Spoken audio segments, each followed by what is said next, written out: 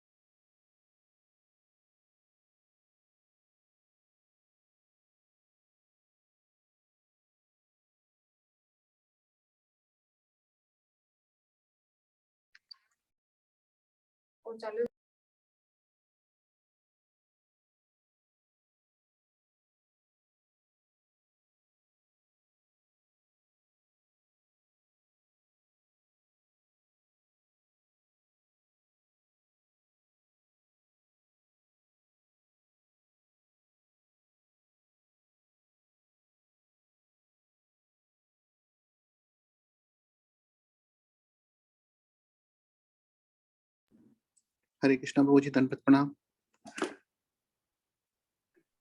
चंदन प्रभु, दंडवत प्रणाम प्रभु। हरे कृष्ण प्रभु जी, प्रणाम। दंडवत प्रणाम प्रभु जी। हरे कृष्णा मूल प्रभु। हरे कृष्ण प्रभु जी, धन्यवाद प्रणाम।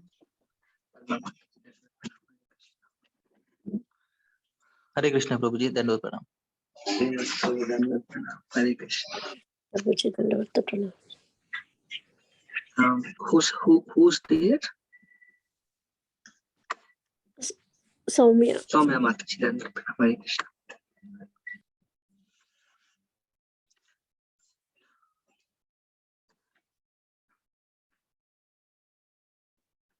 Okay.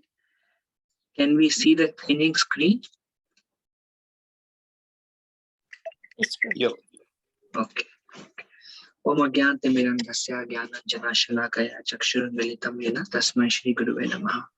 श्रीचैतन्यमनोभीष्टं स्थापितं येन भूतले स्वयं रूप कदा मह्यं ददाति स्वपदान्तिकम्। वन्देऽहं श्रीगुरु श्रीयुतापदकमलं श्रीगुरुं वैष्णवंश्च श्रीरूपं साग्रजातं सहगणा रघुनाथान्वितं तं सजीवं साद्वैतं सावधूतं परिजनसहितं कृष्णचैतन्यदेवं श्रीराधाकृष्णपादान् सहगणा ललिता श्रीविशाखान्वितं च। हे कृष्णा करुणा सिन्धु दीनबन्धु जगत्पते गोपेश गोपिकान्त राधाकान्त नमस्तुते।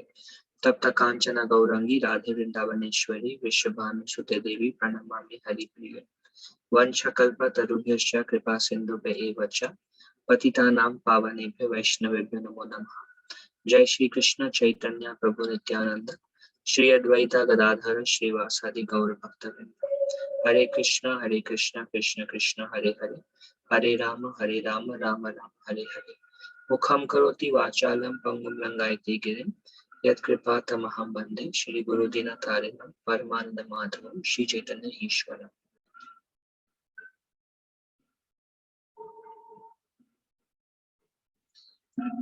Okay. So we are starting a new course. This course is, if we understand and if we apply the principles in this course will take us to Shuddha Bhakti, pure devotional service, Shuddha Prem. Here, like as I discussed earlier, this course is called Bhakti Shastri, where which covers 4 books. One is Bhagavad Gita that we already covered, and then this is another book. It's called Upadesh Amrita. Upadesh means instruction, Amrit means nectar. So Upadesh Amrita means, in English it is called nectar of instruction.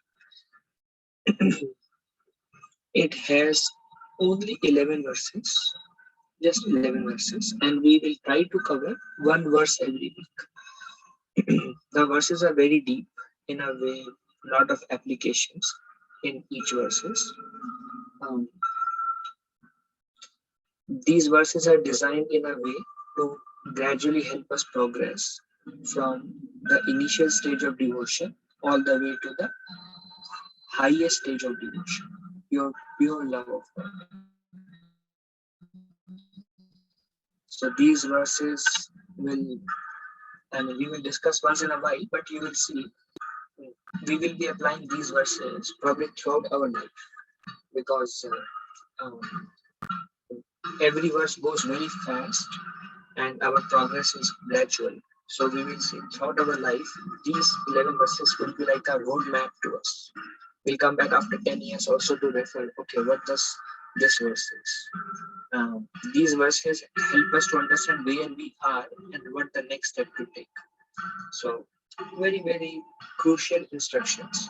Now, something about the author. The author of this book is Rupa Goswami.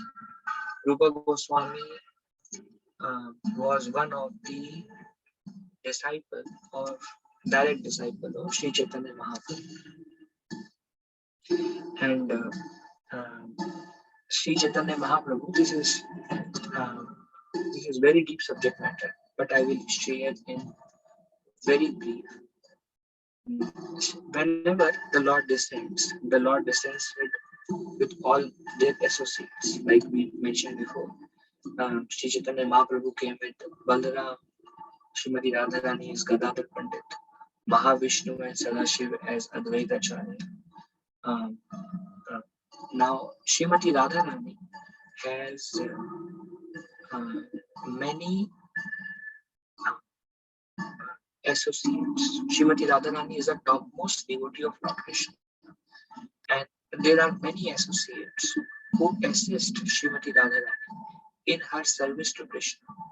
Srimati Radharani is Halatani Shakti, we discussed a couple of weeks back, but the pleasure potency of Lord Krishna. So when Lord Krishna is Atma Rama, he does not derive pleasure anywhere. He derives pleasure within himself.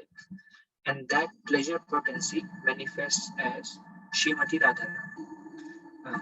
And Srimati Radharani has many friends.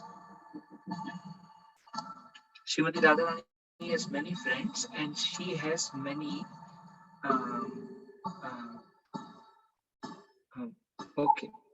many associates. Now she has 8. Now how do I describe this? Okay, let's begin. Lord Krishna in spiritual world is always 16 years old eternally. Girish Prabhu. Hare Krishna Prabhuji, we are getting so much of lots of disturbance. There is a echo in your voice. You need to reboot your laptop, please. Reboot the laptop. Yes. Or restart a session. Okay, let me try that. Okay, let me try restarting. Otherwise, because this is, I forgot my laptop in Grand Rapids. So this is one of the devotees' laptop I'm using. So maybe that's why. So let me restart the session and see how it is.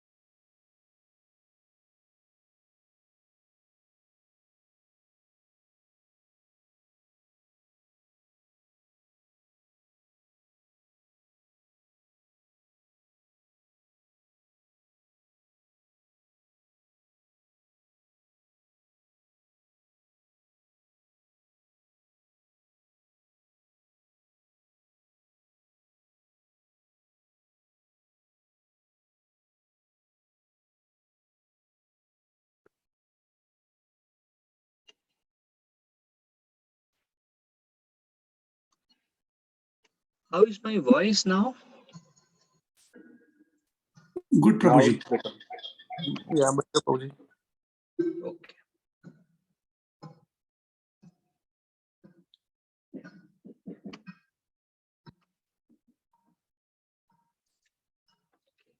So, as I was mentioning about the author and introduction to the author, so we understand whom we are hearing it from.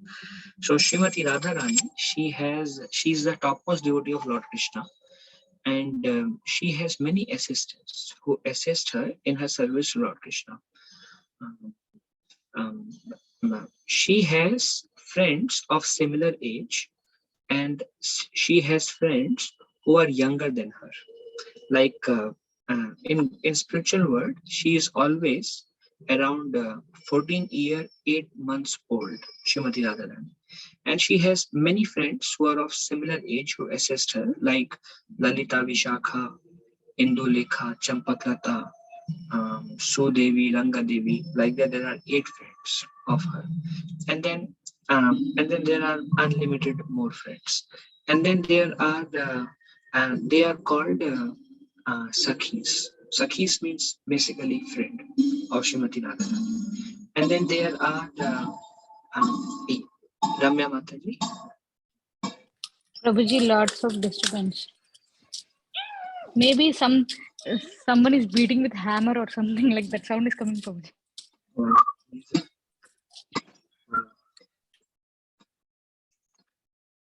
Okay, yeah. One thing I can do, I can try to join the audio through phone. I think that will help. Let me try.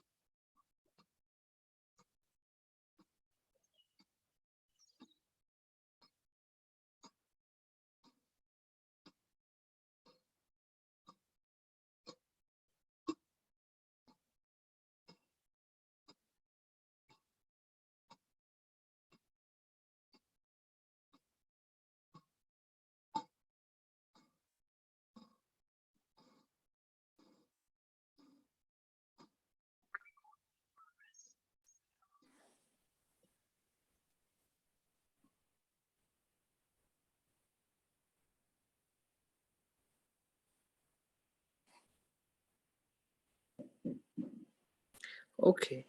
Am I audible nicely? Yes, Yes, Prabhuji. Prabhuji. Okay, thank you. Yeah, so this works. So,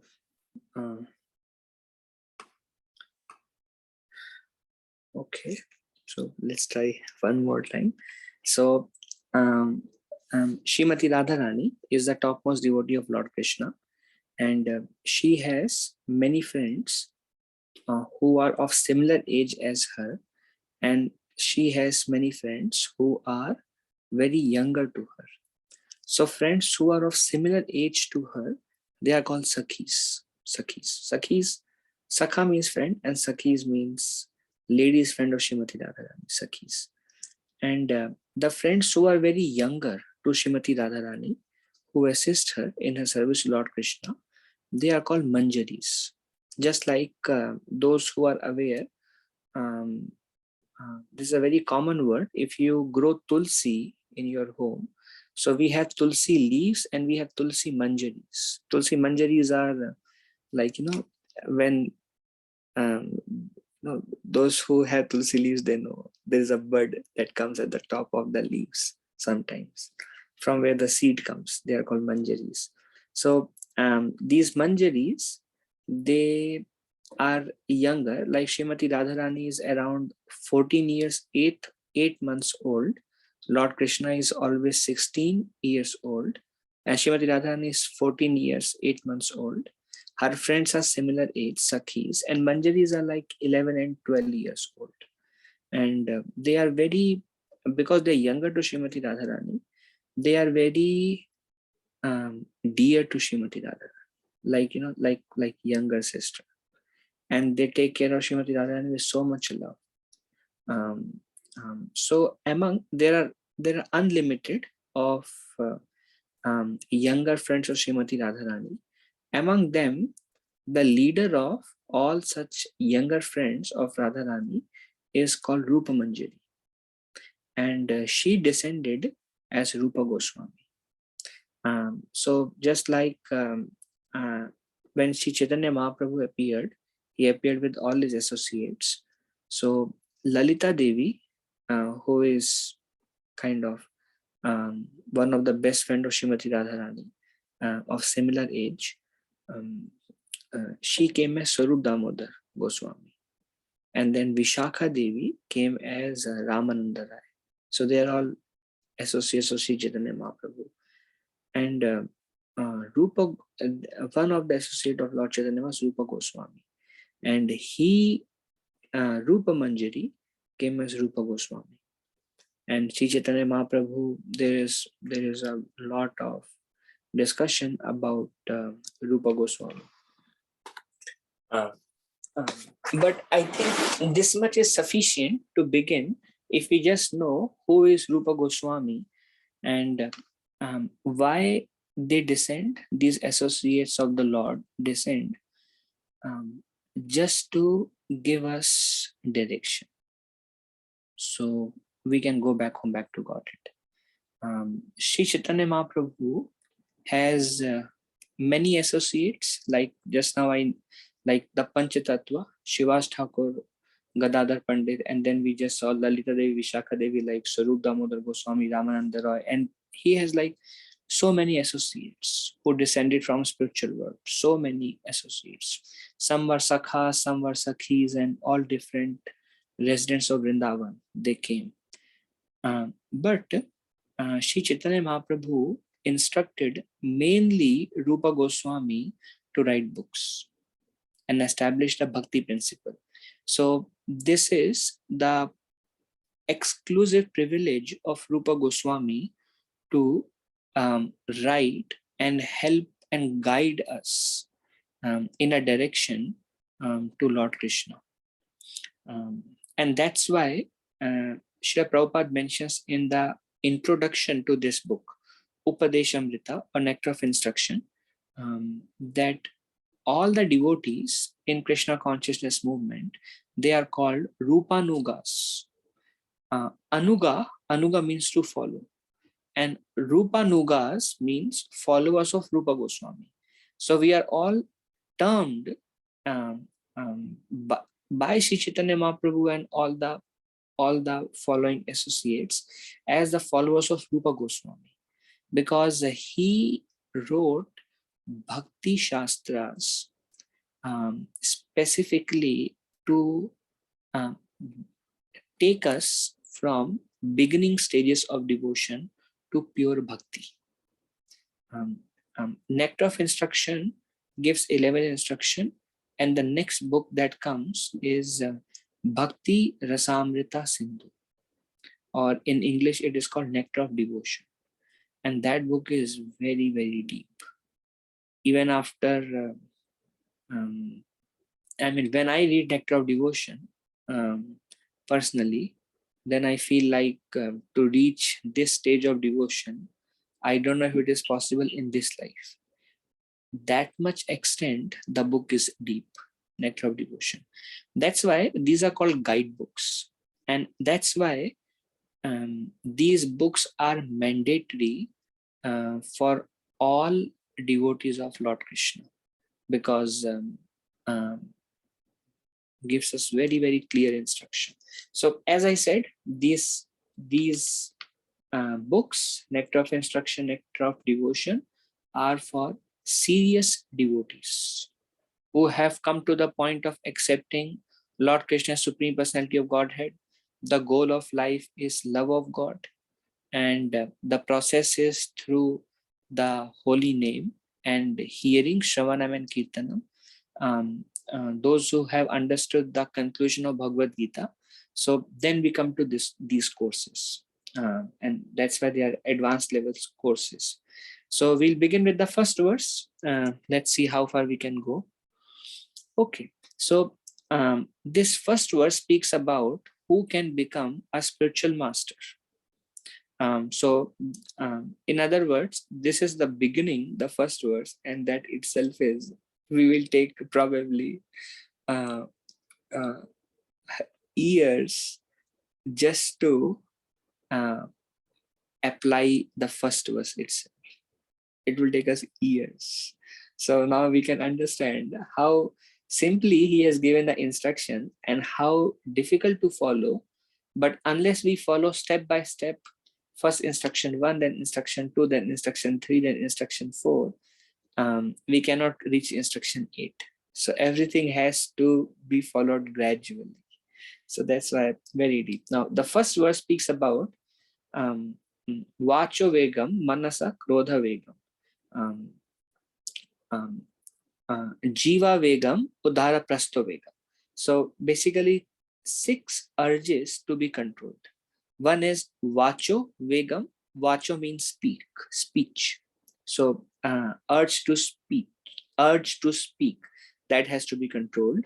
Manasa, manai mind, the mind's demand. The mind has many demands. They have to be controlled. Vacho Vegam, Manasa, Krodha Vegam. Krodha Vegam means the urge, to curb the urge. So Krodha Vegam means urge, actions of anger, or the urge to become angry. That has to be controlled. And we will go in little more detail in these things as we go forward. Then Jihiva Vegam, or the urges of tongue. So urges of tongue and the urges of speak are different. So urges of tongue is to taste, and urges of speak is to talk.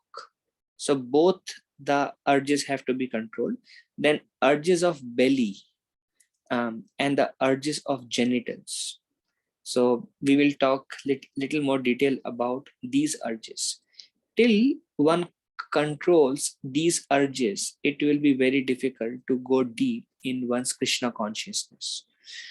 So once again, Vacho Vegam, Manasa, mind, Krodha, anger, Jiva, tongue, Udara, Udara is belly. Like one of the name of Lord Krishna is Damodar. Damodar means one who is bound with a rope around his belly, like Mother Yashoda bound him, and with when the rope was 2 fingers short, and she bound him. So that's why he was bound around his belly. So he got the name Damodar. So Udar is belly. Udara Prastha is genitals. They have to be controlled. Now we will speak everything about how to control them and what they are. Now, before that, the introduction speaks about of this verse. Now, I request all of you, as we progress, I request all of you to please go ahead and read all these verses with the purport for more clarity. And we also recommend devotees to write an exam. Exam helps to imbibe the instructions more deeply. And you will see, like I have personally seen, when devotees actually read and they write, it doesn't matter how much score one get. What matters is we will read it more sincerely, and it's very helpful. And I've seen devotees before exam, they really read it 2-3 times, and then that instructions kind of it's stuck to the heart. And once we really understand it well, it becomes easy to follow. So, okay. So introduction, there is a conversation between Maharaj Parikshit and Sukadev Goswami. So as we know, Maharaj Parikshit, probably we have discussed, Maharaj Parikshit was cursed to die by immature Brahmana Shringi,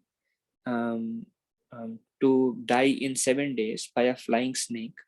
And Maharaj Parikshit, grandson of Arjun, although a pure devotee of the Lord, and although being the king of the entire world, renounced everything as tucha, as nothing significant, went on the bank of Ganges and heard Srimad Bhagavatam from Sukadev Goswami. So in Srimad Bhagavatam, this conversation comes where Parikshit Maharaj asked Sukadev Goswami how to perform atonement. Now, what is atonement? When we do something wrong, like which is not conducive for our spiritual life, then we feel bad. Or anything that should not be done, if we do, we feel bad. For example, we may become angry and we feel bad, or we can do many things and we feel bad. So Parikshit Maharaj asked this question to Sukadev Goswami: how should one atone for unfavorable acts in bhakti? And then Sukadev Goswami tells traditional method of atonement is by sacrifices, austerity, celibacy, in various ways like this. Like you fast for a day, or that is like austerity. Or sacrifice, you perform some yagya, some worship of the Supreme Lord in traditional methods. Or celibacy.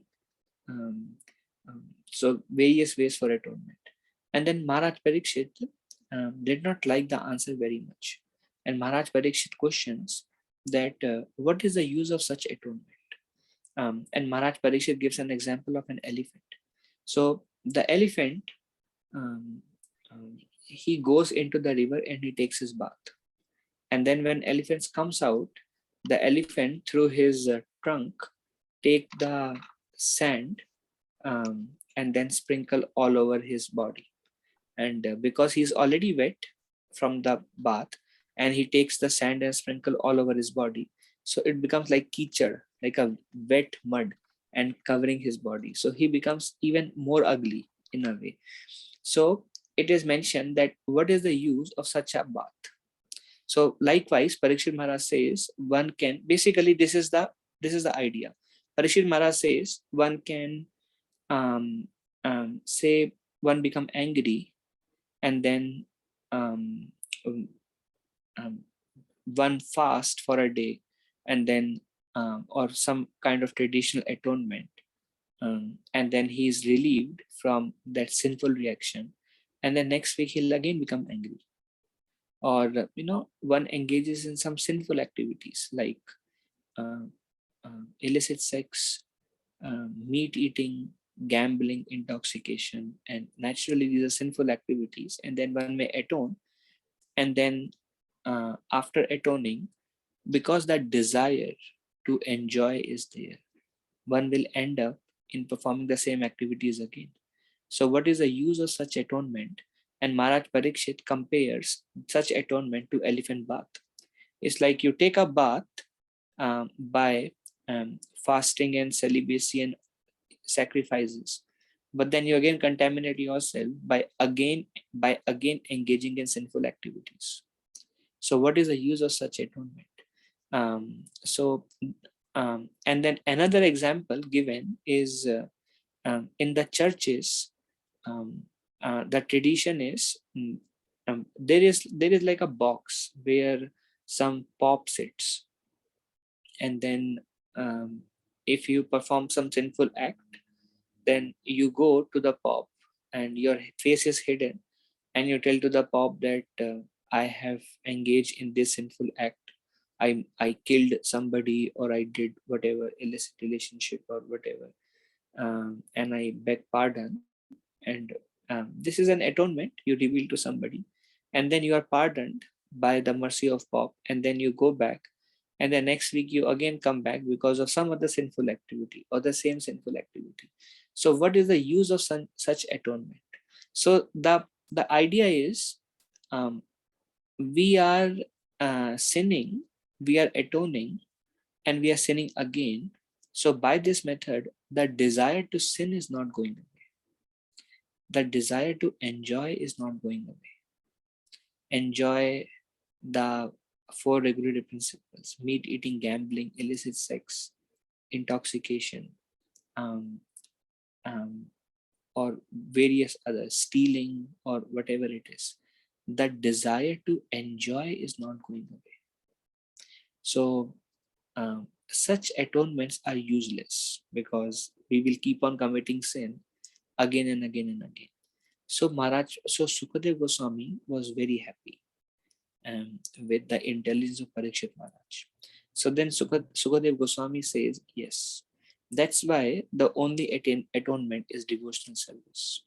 A person who is engaged in devotional service does not have to do any atonement, does not have to, if he performs sinful act, he should just continue hearing and chanting. He should try his best not to perform sinful act. But because of the force of Maya, the strong desire to enjoy, the contamination in the heart, even though one may try once in a while, one may fail to tolerate. One may fail to tolerate. Um, um, um, so still, for such a person, there is no need of any atonement. He should take bath and chant his rounds and worship the deities and hear the glories of Lord Krishna. And this is atonement. So it is much better than traditional atonement because traditional atonement does not purify the desire to enjoy, the desire to sin, but bhakti purifies the desire also. Um, and Krishna says in 9th chapter, verse number 32, there he says, even if one is low born means from the now, whatever desire we have to enjoy, it's because of our sinful activities in the past. So sinful activities, this is how the desire to enjoy grows and develop, and the cycle of sin. We will discuss this in detail in Nectar of Devotion, the next book after 11 weeks. But basically, the sinful activity increases one's tendency to sin again. Like those who smoke, it will increase the proclivity to smoke again. Those who drink, those who engage in illicit sex, those who gamble, or those who become angry, or whatever they are just simply becoming further entangled. And one reaction to these sinful activities is whatever suffering will come because of them. But another reaction is um, um, the inclination to engage in these sinful activities will grow. We want to do these things again. Now we want to do these things again with a greater vigor. And the next time you want to do these things again with greater vigor, enthusiasm, more and more taste in sinful activities. Whatever desire to enjoy sinful activities we have today, it is because we have fed those very desires many times in the past. And that's why we are who we are today. And now we are trying to purify our existence. Now I want to become pure devotees. Now I want to become saintly. So there are uh, um, do's and don'ts. Do's and don'ts means don't do it again and practice bhakti. If you do it again and practice bhakti, it is like bhakti is like medicine. It is purifying us internally. But if we commit sinful activities again, then it's like we are watering down the bhakti that we are doing. In a way, we are increasing our disease and we are trying to cure our disease, and it doesn't go very far. It just prolongs the process very long. So that's why there are regulative principles that never engage in these four things: meat eating, illicit sex, intoxication, gambling. At any cost, avoid as much as possible. If we are very much inclined to these things, gradually work on them. And that's okay, take your time, but try hard to get out of these sinful activities. And then practice bhakti. And over my personal experience, I have watched devotees over a period of time, by the strength of bhakti shakti, by the strength of the potency of their devotional service, by the strength of their sincerity in their Krishna consciousness. They have overcome the desire to enjoy unfavorable things. They have overcome. So that is a proof that bhakti works. That is a proof that desire goes away. Whereas other atonements, the desire is there, but bhakti, that desire also goes away. And the shastric evidence is Lord Krishna says in Bhagavad Gita, even if one is low born means he has many sinful tendencies from his previous sinful activities. So many sinful tendencies. Even one is low born, Krishna says, one who takes shelter of me, he will attain my supreme abode.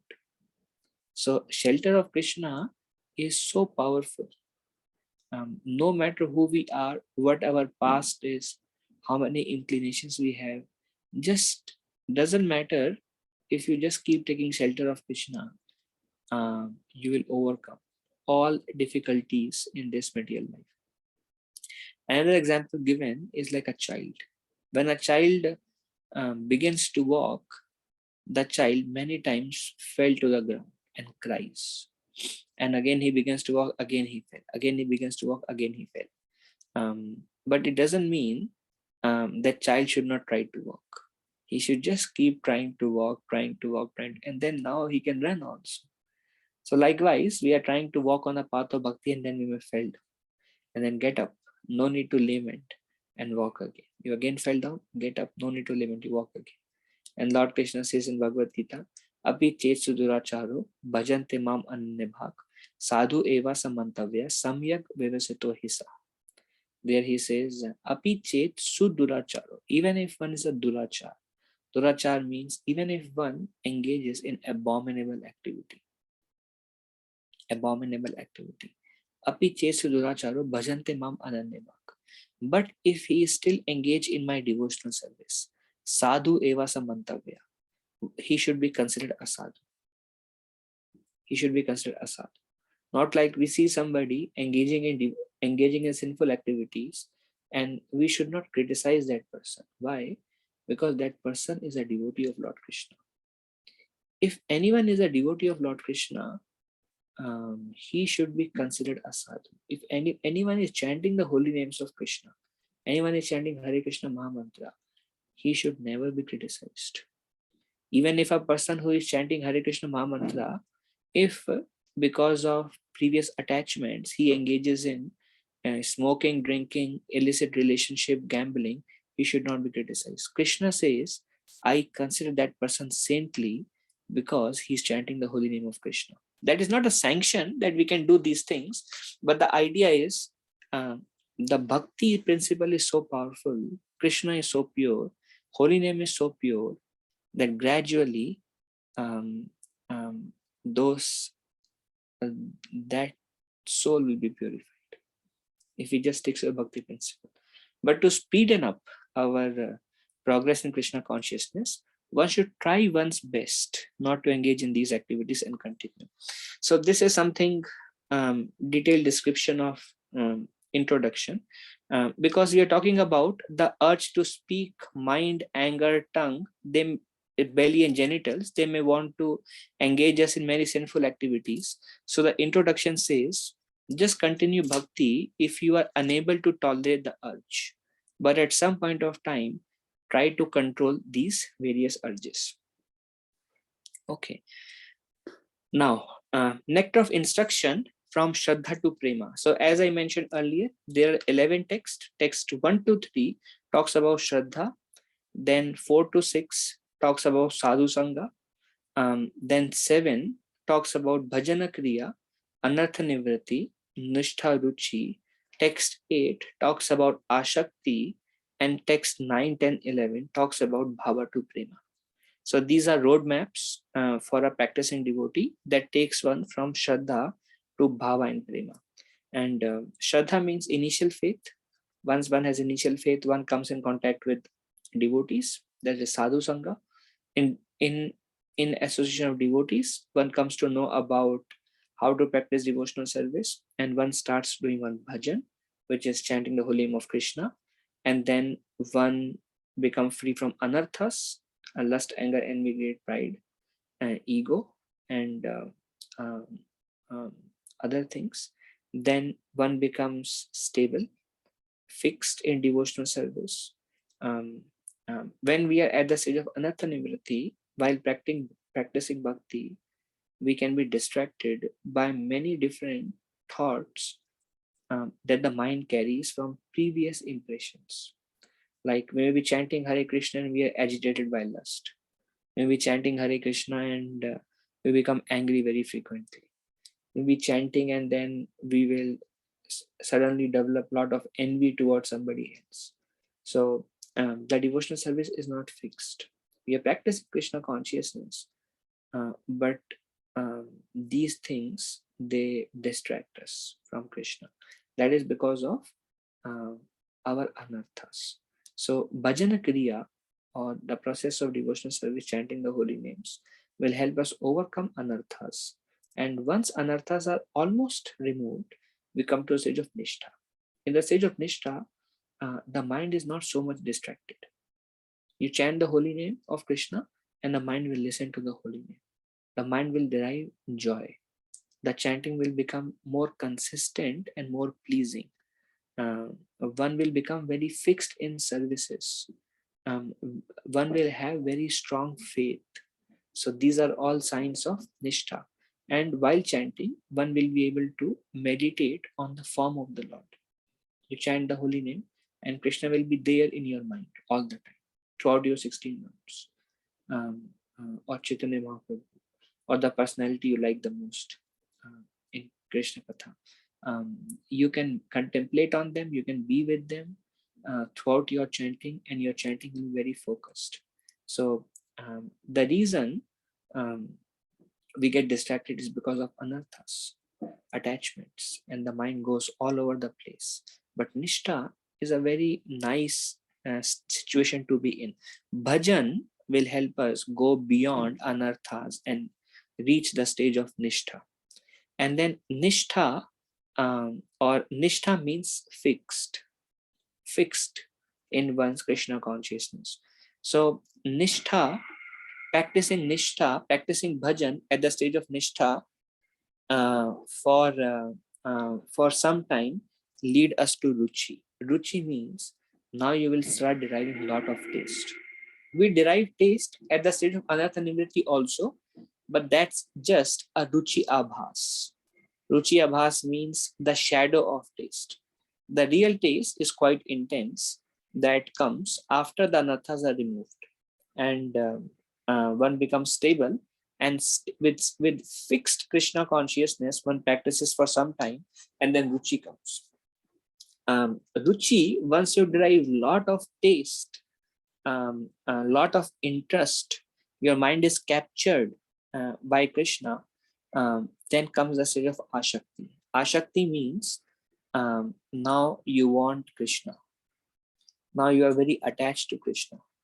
Like Rupa Goswami says, when that day will come, I mean, he's already there, but to set an example, he's telling, just like a young boy, when he sees a young beautiful girl, he is immediately attracted to a young beautiful girl. So Rupa Goswami says, when that day will come, that I think of Krishna and I'm immediately attracted to Krishna. Our stage is a conditioned state. In conditioned state, we chant the holy name of Krishna and mind goes somewhere else. But if we watch a movie, the mind will stay on the movie for 3 hours. Or if we are attached to a young, beautiful girl, we can meditate on her for hours. Whole night we can think of her. We can think of when she is going to text me, when she is going to email me, when I'm going to talk to her, when I'm going to meet with her. One can be in that meditation throughout the day. So this is conditioned state. One is so much attracted to the material world, and when it comes to chanting Krishna, one doesn't want to do it. Reading scriptures, one doesn't want to do it. Hearing about Krishna, one doesn't want to do it. One tries to avoid them. But when we eat prasadam, like food, which we like, we are very focused, like, okay, half an hour fully focused on the food. Mind doesn't go away anywhere. So this is called conditioning. Conditioning. But there in conditioning also, here and there, we may derive some pleasure in Krishna consciousness. But when we come to Ruchi, we are actually attached to Krishna. Just like in our conditioned state, we are attached to so many things, like relationship in this world, very much attached, or like movies, or girl and boy, or or maybe some sinful activities. One is spontaneously attached to sinful activities. This is our conditioning. But at the stage of ruchi, all that attachment to other things is directed towards Krishna, because anarthas are gone. Anarthas are gone, so one cannot think of anything but Krishna. Like Rupa Goswami says, always remember Krishna, never forget Krishna. This is the epitome of all the instruction. So one comes to that stage of always remembering Krishna. At Ruchi, one can become spiritual master. All the spiritual master in ISKCON, they are all at the stage Ruchi and beyond. Means they are spontaneously attracted to Krishna. And then Ruchi is still verse 7. And then number 8 is Ashakti. Ashakti means strong attachment. Ruchi intensifies, brings strong attachment to Krishna. And once bhajan performed with Ashakti, now there is a different kind of bhajan required to perform at Ashakti. And that we will see once we go to text 8, very, very deep verse, text 8. And then we go to text 9, and then one attains bhava. And bhava, the mind is no more material. The whole spiritual world descends in our consciousness. The mind is replaced by spiritual world. And everything that, like right now, we are aware of everything that is going on in this world. What is this person saying? What is the news here? What movies are released? Who is dying and who is getting the coronavirus, and who is. So we are quite aware of things in this world. Everything is replaced by Vrindavan in Bhava. In Bhava, the spiritual world captures our mind, or the spiritual world descends and replaces our mind in a way. And we are completely spiritualized at the stage of Bhava. At the stage of Bhava, one is a pure devotee. One is fully Krishna conscious. One knows what is happening in Goloka Vrindavan. Krishna is revealed to that person, and the activities of spiritual world is revealed to that person. It is at this stage of bhava one can write books about the spiritual world. And that's why Rupa Goswami and others, they are at the stage of prema. Prema is inconceivably high. Prema stage is like condensed love. It cannot be spoken also. Bhava itself is such a high stage. Prema cannot be understood. It is said, it takes one to know one. We have to be there at that stage to know what it feels like to be at the stage of prema. That's why Srila Prabhupada always used to say, the goal of Krishna consciousness movement is love of God. But we don't really understand what it means, love of God. Like it is said, the goal of life is Krishna prema. But we cannot even have a glimpse of what it means to have Krishna prema, because it is such a high state. And at that stage, like Rupa Goswami, if you read the books by Rupa Goswami, he is writing about, naturally we should not read those books, because those books are meant to be read at the stage of bhava. Then one can read those books, or at least nishtha. Then one can read those books. At least one has overcome all the anarthas. But there he writes, Rupa Goswami writes, what is happening in spiritual world, the different pastimes that are happening, everything, the whole Goloka is revealed to him in the mind, and he can write. Prabhupada says the activities of spiritual life will go on in our heart like a television. Just like you see a television and you see a movie and you know exactly what is happening. Likewise, in your heart, because Vrindavan has descended you can see everything that is happening. So this is a very advanced stage. The spiritual master, they are not ordinary personalities.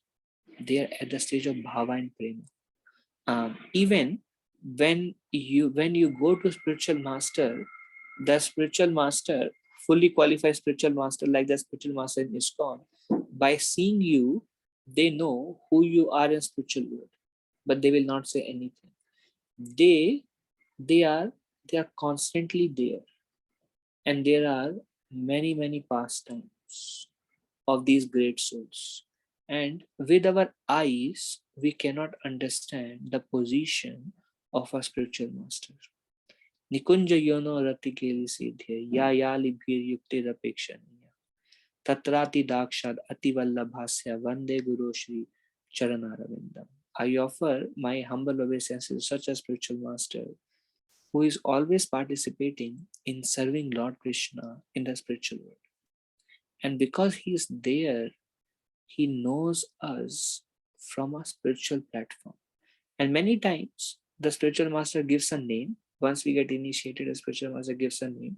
Many times the name indicates something about our relationship with Krishna also.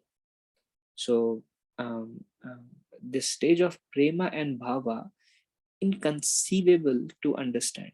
But naturally, one one judges everyone else based on one's consciousness. So somebody who is in anarthas, he will think everybody is having anarthas, and we, by our eyes, we cannot see a devotee. Vaishnavera kriya mudra bhujayana samay. Basically, what it means, that a Vaishnav cannot be understood by one's eyes, because who is what in his, everything in spiritual life is internal. Everything is internal. So who is what is he doing while he's chanting? Nobody knows. Nobody knows. I mean, I'm on a very um, um, basic beginning stage of my Krishna consciousness, but I'm trying to um, um, share a little understanding that I have about the spiritual masters, and having the mercy of a spiritual master like that, who is on a stage of bhava and prema, having to accept a spiritual master um, uh, is a glorious day in our life. Probably after many millions of birth, we are having this opportunity to accept a spiritual master. But it is not easy to even accept a spiritual master. Krishna has to bestow his unlimited mercy on us. Otherwise, we will not be able to decide also who is our spiritual master. So there is a lecture which says, how do we know who is my spiritual master? And the basic answer is we have to cry to Lord Krishna to reveal to us, because your life will become glorious on that day, the day you have a spiritual master. So this gives us a glimpse of how high is this book Nectar of Instruction. Yet we are allowed to read this, and we are allowed to read up 1/4 of Nectar of Devotion. Nectar of Devotion goes very deep. So we are allowed to read only first 19 chapters of Nectar of Devotion. And there are more than 50 chapters. The rest of the chapters we are allowed to read only when we advance to at least beyond anarthas in our Krishna consciousness. So that's a little more of now these are some of the themes of Nectar of Instruction: mind and sense control, attitude of a devotee, what is the purpose of ISKCON, guru and disciple relationship, the importance of sadhu sangha, and how to take sangha, how not to take sangha, what to do, do's and don'ts in sadhu sangha. Devotees, different kinds of devotees, they are different behaviors, and what are their qualifications. That is what we were going to discuss. And then bhakti, the different stages and development. Today we discussed a little bit about the stages of bhakti. Then these are called the 9 stages of bhakti, and gradually how one is developed, we will see more as we progress in our Nectar of Instruction seminars. Okay, now, so this is something, okay, this is something I already explained. The conversation between Stukadev Goswami Maharaj Parikshit on atonement, traditional atonement, they are deemed as useless, just like elephant taking a bath or a person going to the church confessing one sinful activities, because the desire to sin does not go away. But by practicing devotional service, because of Bhakti Shakti, that desire also goes away. And even if one is very sinful or low born from previous life, it is not a disqualification to go back to Godhead in this very life. There are many, many examples of highly disqualified people. The most disqualified people attain the mercy and they could go back to Godhead in this life. So it doesn't matter what is our past. What matters is how sincere we are today and how eager we are to progress. Um, that's all that matters. Okay, so let us see before we go to the next slide if someone has any questions.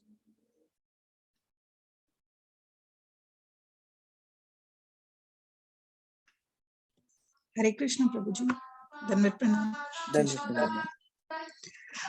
Prabhuji, like you said now, there are few people who got the mercy of the Lord, even though they have a very sinful life in the present also, but because of the utterance of the holy name once or something like that, they are getting delivered immediately.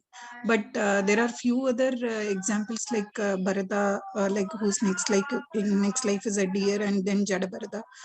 So is it like the most sinful person, maybe they would have practiced some devotional activities in the past which made them to get liberated immediately? Is it like some accumulation of devotional practices?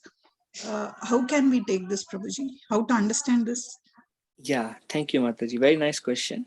Well, sincerity. If doesn't matter how bad our past is, if we remain sincere in our hearing, in our chanting, it's very easy because the biggest test is the time. The biggest test. We may be very enthusiastic today, but are we more enthusiastic 6 months from now? And then are we even more enthusiastic 1 year from now? Or are we even more enthusiastic 5 years from now? And are we even more enthusiastic 20 years from now? Um, the sign that we have Krishna's mercy is we will have enthusiasm. It is commonly seen over a period of time. Instead of increasing enthusiasm, devotees tend to lose enthusiasm in Krishna consciousness. Generally, devotees, I mean, some cases, I'm not generalizing, very enthusiastic in the beginning, and then as time passes, their interest starts to decline. It means they are not very serious in their chanting of Hare Krishna Maha Mantra. They're not practicing very seriously. The sign that you are seriously practicing, your enthusiasm, your eagerness to advance, to go to next level and next level will increase. And that will happen with sadhu sangha. When there is sincere sadhana and sadhu sangha of those who are very enthusiastic to advance themselves, um, mercy or spiritual master, this will help us keep going forward and forward, because although the process is very simple, straightforward, Maya is very strong, and she is going to, Prabhupada says, she is testing us very frequently, and sometimes she tests us very hard also by distracting us. She may come in various forms. She may come in the form of asat sangha. She may comes in the form of intellectual doubts. She may come in various forms, or previous impressions. She may comes in various forms, and she takes away one's enthusiasm. So if one is sincere in this life, basically what Krishna says, doesn't matter who we are, if we take shelter of Krishna in this life, we will attain the supreme destination. Guaranteed, we all can go back home, back to Godhead in this life. if we really want to, if we have that eagerness, that enthusiasm. Now, the question of Maharaj Bharat, Maya is there. So Maharaj Bharat was attacked by Maya in the form of a deer. And my spiritual master says there is nothing wrong in helping a deer, but because of helping a deer, he started becoming weak in his sadhana. And during his sadhana, he was thinking of the deer. Instead of becoming Krishna conscious, he started becoming deer conscious. And then gradually, because he was becoming very defocused from Krishna, he started losing taste in devotional service. And as he was losing taste, naturally he was losing his enthusiasm. Eventually, he stopped performing his sadhana also, and he became completely absorbed in deer. But because he has practiced so much devotional service in that life, in the next life, when he was born as a deer, he was a great devotee of the Lord. And all that bhakti that he has performed came back to him because bhakti is never lost. He would only hear Krishna Katha from sadhus. All other deer will frolic around, joke, play. He would never do such things. He would just sit in association of sadhus and hear whole day. And then next birth, and again Krishna's mercy, he remembered what happened in the previous life and deep realizations he has now. And the next birth, he was so careful that he went back home, back to Godhead. So there is neha bikrama nashosti pratyavana vidyate swalpam apiyasya dharmasya trayatan mahato bhayat. There is danger in the path of bhakti, but there is no danger in the path of bhakti. Narad Muni says, what is the use of living 5,000 years of long life like a tree? Instead, live a moment serving Krishna. What is the use of living 100 years if we have not served Krishna in this life? Better we live 1 minute and then we die if that 1 minute is Krishna conscious. So that is a verdict of all the scriptures. So if we are sincere, now another thing that is said about Maharaj Bharat is Maharaj Bharat was not having any Sangha. If he had association, then some devotees would have told him to Maharaj Bharat that you are becoming weak. Maharaj Bharat did not had um, um, because when Maya attacks us, we need external help of sadhus. The sadhu provides protection. They will tell us where we are doing wrong. Because once we start distracting, the sadhus will come to know and they will tell us ki aisa mat karo, aisa mat karo. There was nobody to tell Maharaj Bharat where he was going wrong. This is another instruction my spiritual master says. So these are all stories um, um, just to emphasize on the dangers in spiritual life. Nonetheless, guaranteed one can go back to God, back to Godhead in this life if one remains sincere. Does it answer, Shweta Mataji? Yes, Prabhuji, definitely. So, like, out of compassion, King Bharat, he thought of helping a deer, but later the compassion made him to like lose the devotional service or diverted his interest close to the deer. So that's why he was unable to continue and he had to take next birth. So whatever we think at the time of death, maybe we take up the same form. So we have to understand it. Yeah. Okay. Thank you. Okay, Prabhuji. Thank you so much. Any other question? Anyone has any other question? Hare Krishna Prabhuji. So I was hearing one lecture and they mentioned that Vaishnava Aparad and Nam Aparad are the two big things. So what is Nam Aparad, Prabhuji? Nam Aparad. So can you repeat the whole question? Vaishnava Veda? What did you say?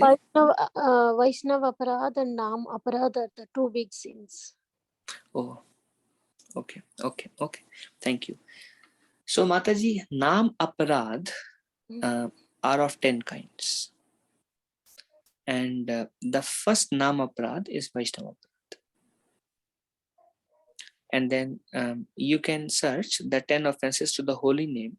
Maybe there is, if you are interested to know in detail these 10 offenses to the holy name, you can refer to a book called Harinam Chintamani by Bhaktivinoda Thakur.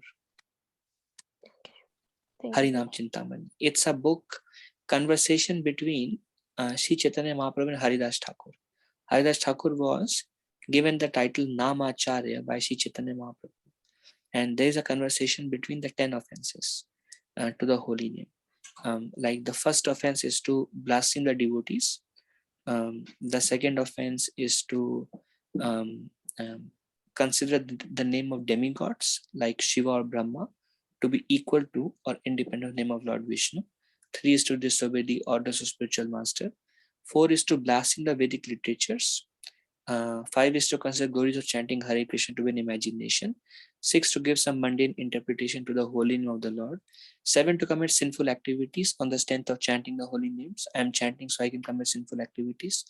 And then there is instructing a faithless person about the glories of the holy name. And then there is to maintain material attachments even after understanding so many instructions on this matter. And to be inattentive while chanting. So like these are the 10 offenses, and maybe in future we can discuss in little more detail on these 10 offenses. Is that all right? Swami Yeah. Mataji? Thank you, Prabhuji. Okay, anything else? So we will only do up till this much. I am also very tired. So if any other discussion we can take now. Or we will begin with the first one, which is the urge to speak, how to overcome the urge to speak, and what is urge to speak, and again krodha and controlling the mind, those things we will discuss next week onwards. Some discussions, welcome. Prabhuji, one more question. Actually. Go ahead. Chanting, like attentive chanting is like if we properly hear throughout our chanting, so does it mean that we are absorbed in chanting, or should we meditate on the forms or pastimes only then there is absorption? How is that, Prabhuji? Yeah, just hear the names, Mataji. Just hear the names. Let Hare go inside. Krishna go inside. Rama go inside. Let the names come from the mouth, enter the holes of the ears, and then go to the region of the heart. If you're hearing the names, congratulations. If it goes away, try to hear the name. While hearing the name, if some form of the Lord becomes manifest, that is very good. Encourage them. There is no difference between name, form, qualities of Lord, or pastimes of Lord.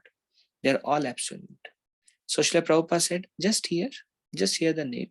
If you get some pastime, not by making a lot of effort, but if some leela comes, if some form comes, some deity comes, some picture comes, very good. Then you can see the picture or the form in your mind, and still the focus while seeing the form is hear the name, hear the name, hear the name. Does it answer? Yes, Prabhuji, definitely. Yeah. Thank you. Can I ask one last question, Prabhuji? Go ahead, Mataji. Yeah. Is there any difference between taking shelter of the Lord and surrendering to Lord? Are they one and the same? Yeah. Surrender, taking shelter is one of the aspects of surrendering. Surrender has 6 components. Bhaktivinoda Thakur describes that, like it includes like Krishna is my protector, Krishna is my maintainer, everything that is favorable to Krishna I will do, anything that is unfavorable, pratikula savarjanam, I will reject, anything that is unfavorable to Krishna consciousness. So yeah, so these various limbs together constitute surrender. And yeah, taking shelter is one of the aspect of the Lord. Does it help? Yes, Prabhuji. So taking shelter means like if we chant and hear regularly, so that is taking shelter, right? Yeah, any situation you face, take shelter. Like suppose you are in a situation which is unconducive for your Krishna consciousness. Krishna, please help me. I can come closer to you. You are not getting any service. Krishna, please help me so I can serve you. Krishna, please help me. Um, um, or maybe taking shelter is everywhere. Suppose your kids are not listening or they are engaging in some activities not conducive. Krishna, please help me to help them to be on your path. Whatever you face in life, be it circumstantial, job related, family related, health related, um, fill in the blanks, taking shelter of Krishna. Krishna, please help me. Krishna, please help me. Krishna, please help me. At every phase. Yes, one aspect of taking shelter is through the medium of the holy name. You can take shelter. Like while you are chanting, you can offer prayers during your chanting through Mahamantra, because Mahamantra helps you to connect you to Krishna. And once you connect to Krishna, you can offer prayers. Prayers which are conducive, like please make my family Krishna conscious. Please help in anything related to Krishna, going forward in your Krishna consciousness. Everything comes under taking shelter. Just like Krishna says in Bhagavad Gita, Krishna is our best friend. Suhridam Sarva Bhutana. He's closest friend to us. Um, we always look for a companion to share all the difficulties in our life. Make Krishna that companion and share everything. I know devotees, they come in front of the altar and then they share their heart. Krishna can be worshipped as a deity in temple, as a picture at home. Krishna tells Uddhav in 11th canto, you can worship me in a form made out of stone, out of metal, out of paint, out of sand, in the mind. They are all non-different. It's just we just train our vision, because shastrically there is no difference between a picture and a deity and a metal deity and a image carved on sand, or you close your eyes and you meditate on the form, and that is not different from the Lord. So Krishna has made himself very easily accessible in various ways, and depend on him for all situations. That is taking shelter. Good. Yes, Prabhuji, definitely that helps. Thank you so much, Prabhuji. Thank you. Oh, laptop was saved from sleep. Anything else? Any other discussion?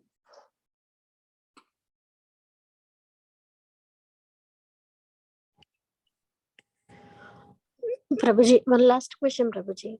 Yes, so much. Is Parashurama Prabhu, he came in Satyayuga or when Prabhuji?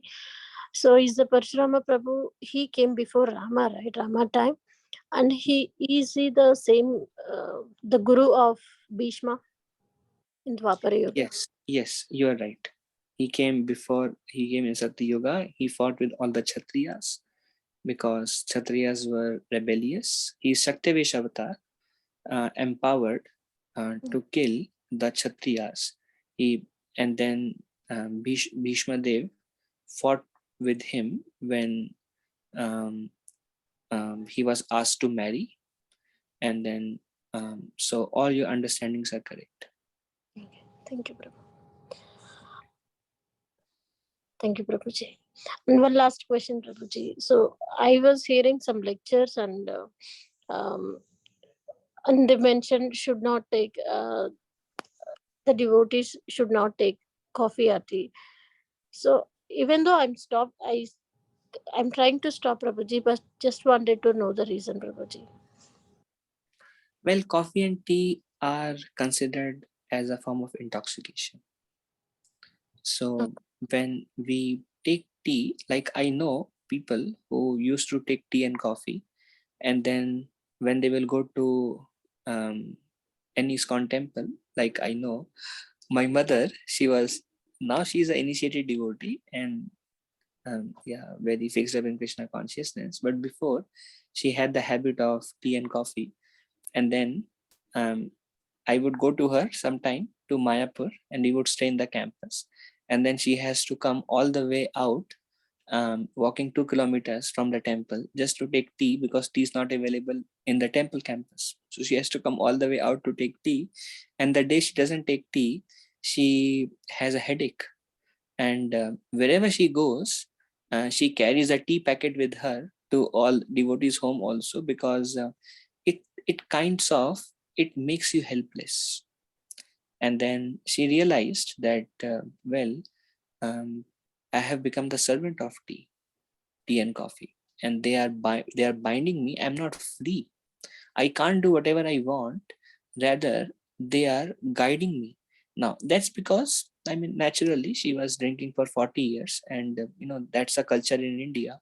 But now she gave it up, and then she is very free, and she happily chants Hare Krishna, and she is initiated devotee. So, and I have seen many cases. Now, we may not be habituated, but if we keep taking it, the habituation will come. So it's a form of subtle intoxication. That's why anything that binds us, we want to be free from it. Okay. Thank you, Prabhuji. Thank you. Okay, so we will end here. Very grateful for this sadhu sangha. My obeisances to all of you. Vanchakalpa tarubhesha kripa sindhubhe evacha patitanam pavanebhyo vaishnavebhyo namo namaha. Ananta Koti Vaishnavendra ki jai, Srila Prabhupada. Thank you very much. Prabhuji said, Dandavat Pranam, Hare Krishna. Hare Krishna. Hare Krishna, Prabhuji. Hare Krishna Prabhuji, Dandavat Pranam. Dandavat Pranam, Prabhuji. Pranam, Hare